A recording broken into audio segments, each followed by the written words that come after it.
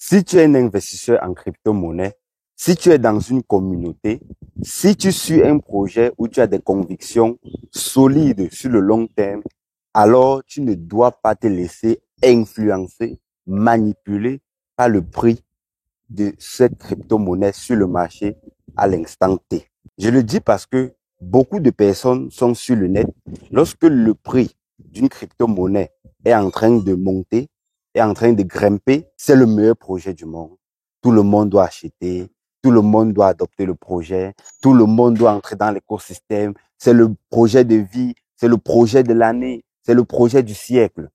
Lorsque le prix de ce token chute, c'est le mauvais projet, c'est quelque chose vraiment de, c'est mort, ça, on ne doit même plus en parler. Voilà comment vous vous comportez. Et c'est la raison pour laquelle vous allez toujours continuer à perdre de l'argent lorsque vous investissez. Je vais prendre l'exemple dans cette vidéo pour le projet P-Network. Et c'est valable pour les autres projets. Ça peut être Ethereum, ça peut être Solana, ça peut être n'importe quel projet. C'est la même chose. Lorsque vous investissez dans une crypto-monnaie, la première question que vous allez vous poser, c'est pourquoi j'ai acheté le token. C'est d'abord ça la base. Si vous ne connaissez pas déjà la raison pour laquelle vous avez acheté, si on prend l'exemple de P-Network, pourquoi vous avez acheté le Pi? Répondez-moi en commentaire de cette vidéo. Pourquoi est-ce que vous avez acheté le Pi? Parce qu'on vous a fait comprendre que le Pi était encore à 2 dollars, à 1 dollar et que le Pi devait atteindre 50 dollars. Est-ce que c'est pour cette raison que vous avez acheté Pi? Si c'est la raison, c'est normal que lorsque Pi chute à 0,7, que vous soyez en train de vendre. C'est tout à fait normal. Ou bien vous avez investi sur Pi parce que Pi se veut comme une monnaie d'échange.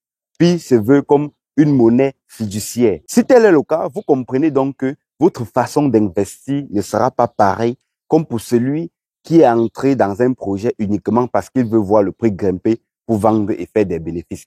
Et ce que vous allez comprendre, c'est que il n'y a pas une relation entre le prix d'un token et les fondamentaux de ce projet. Le prix est influencé par la force des acheteurs et la force des vendeurs. S'il y a beaucoup d'acheteurs qui veulent avoir les Pi, le prix va grimper. Si les gens ne veulent plus des Pi, ils vont vendre et le prix va chuter. Ça n'a rien à y voir avec les fondamentaux. Pourtant, si vous avez acheté Pi parce que Pi se veut être comme monnaie d'échange, Pi se veut être comme une monnaie utilisée par tous les commerçants, déjà même qu'il y a déjà les commerçants qui utilisent déjà Pi, pour ceux qui ne le savent pas. Et dans leur réseau, il y a déjà les commerçants qui peuvent déjà acheter certains produits avec le Pi. Bref, si c'est pour ça que vous avez acheté le Pi, moi je ne vois pas une raison pour laquelle vous allez vendre vos Pi parce que vous avez acheté à 2, c'est descendu à 0,5 ou 0,6 centimes. Donc vous comprenez maintenant que pour celui qui a vraiment cette vision et qui regarde les fondamentaux, lorsque le prix est bas, pour lui, c'est une opportunité d'achat. Pour lui, c'est une opportunité d'achat. Pendant que tout le monde dit non, c'est mort, non, c'est vraiment du scam. Et ça peut m'arriver que vous ayez des convictions, vous dites que oui, le prix est bas, je vais encore racheter et que sur le long terme, ça n'aboutit pas toujours. Ça fait partie du risque. Mais au départ, il faut d'abord avoir une base lorsque vous investissez. Sinon, vous allez perdre et vous n'allez jamais arriver au bout. Parce que si déjà vous n'avez pas de conviction lorsque vous investissez, vous allez craquer. Je vous dis ça clairement. Vous allez paniquer, vous allez vous laisser influencer. On va vous pousser à acheter quand le prix est haut. On va vous pousser à vendre quand le prix est bas, ainsi de suite.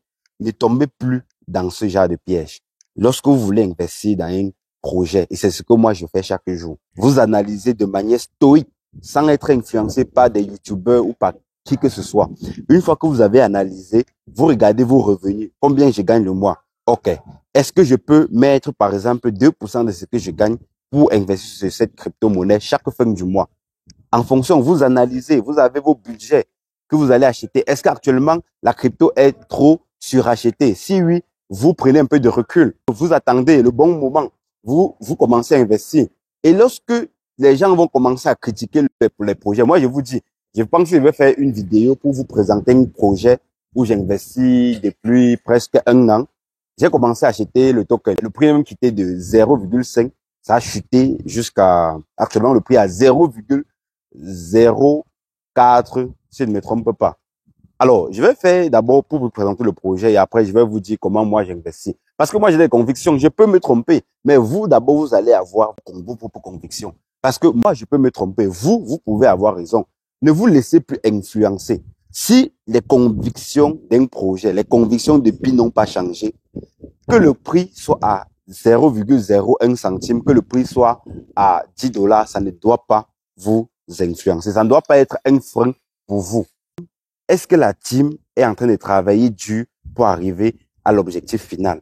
Est-ce que le projet est en train d'évoluer? Si la réponse c'est oui, mon frère, tu ne dois pas te décourager parce que le prix du token est en train de chuter. C'est à ce moment qu'on se crée des plus grandes opportunités. Il faut retenir cette phrase. C'est lorsque les fondamentaux, regardez par exemple Ethereum.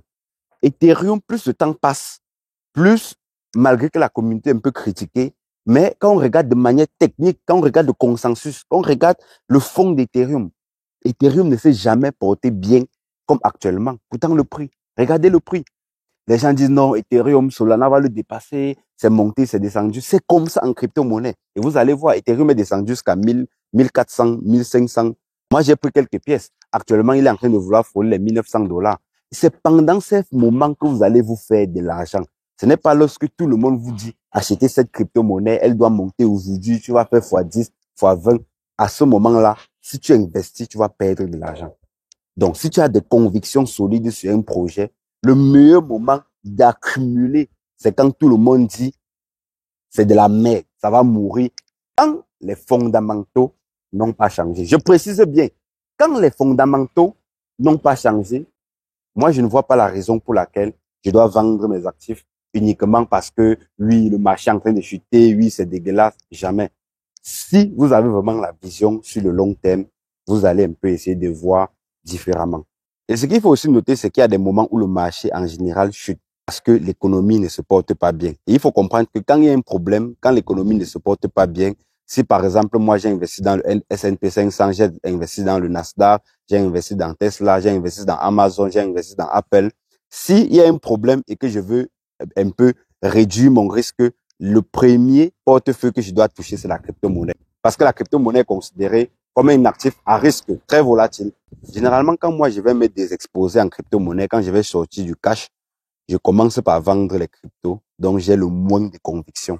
Ce qui fait que les crypto-monnaies que j'ai le plus de conviction solides sur le long terme, je les touche difficilement. Mais les crypto-monnaies que les convictions ne sont pas vraiment très, très solides, c'est ça que je vends. Et je vous assure, sur le long terme, ça marche. Si vous voulez jouer le court terme, le 2 mois, 3 mois, ça ne doit pas marcher. Mais si vous voulez viser sur le long terme, ça marche toujours et toujours. C'est tout ce que j'avais à vous dire aujourd'hui en prenant l'exemple sur le projet P-Network. J'espère que vous avez aimé la vidéo. Si elle est locale, laissez-moi vos avis en commentaire. Ça fait toujours plaisir. Et pour ceux qui veulent rejoindre notre canal Telegram où je partage des informations, quand le marché chute, certaines personnes ne comprennent pas ce qui se passe et tout. Toute l'actualité, que ce soit macro, microéconomie et tout ça, vous avez le lien pour intégrer le canal WhatsApp en description de cette vidéo. C'était Mathias. On se donne rendez-vous demain pour une prochaine vidéo. Ciao.